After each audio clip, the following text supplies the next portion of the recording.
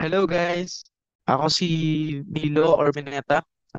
Gumagawa ako ng registration QR code system. And so currently, meron akong ginagawa na para sa event next week. So ito siya. Ito yung mga IDs na ginawa ko. So meron siyang QR code. And so ngayon, I'm gonna show you how this QR code registration works. So let's go. So first thing, ito yung kailangan. Siyempre, kailangan natin ng mga IDs. Yan, na may QR code. Siyempre. And then, pangalawa is kailangan yung isang phone na merong scanner. In-installan siya ng scanner. So, pwede siya ma-install pero need to configure para ma-personalize pa for this system. And then, syempre, yung pangatlo is yung PC or laptop na makakakita ng dashboard. So, ito yung example ng dashboard. So, explain ko muna yung mga IDs. So, yung IDs, meron siyang name, and then yung QR code, and then kung taga saan yung may-ari ng ID. Yan. Para makita natin mamaya, ma-explain ko sa kung bakit kailangan yung lugar. Ayan. So, dito makikita po natin kung ilan yung mga nag-register per lugar kung taga saan po, kung ilan yung mga nag-register.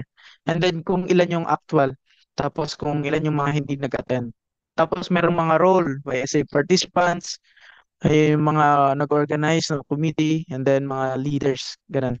So, kasi sa event nila, meron silang tatlong role. And then sa event, merong tatlong lugar kung taga saan yung mga participants. So ngayon, susubukan natin na mag-scan gamit yung mga IDs po na to. So dapat every time na mag-scan ako, mag-a-appear siya automatically sa dashboard natin. Sige po, susubukan natin. Ayan. So may isa na from Carigara Steak. So yun, may nag-appear na isa sa YSA participant. So ngayon meron din ako dito from Carigara Steak din, YSA participant. Ayan, kung makita mo. YSA participant from Carigara State. Ayan. Sige, scan natin. Ayan. So, makita natin na nag-2 na siya. Next, YSA participants. Participant from Catbalogan District. Ayan. Scan natin. Ayan. Catbalogan District. Nadagdagan ng isa. Next naman natin, hanap tayo ng organizing committee. Ito. From Carigara Steak ulit. Pero organizing committee na siya. So, dapat dito siya mag-appear. Yan, dyan. Sige, scan natin. Pakita natin yung scanner. Ayan, scan natin. Ayan. So, mag-appear na siya. Carigara Steak, actual sa organizing committee. Ayan. So, ganun po mag-work yung QR code system natin. Ngayon, subukan natin na damihan yung pag-scan.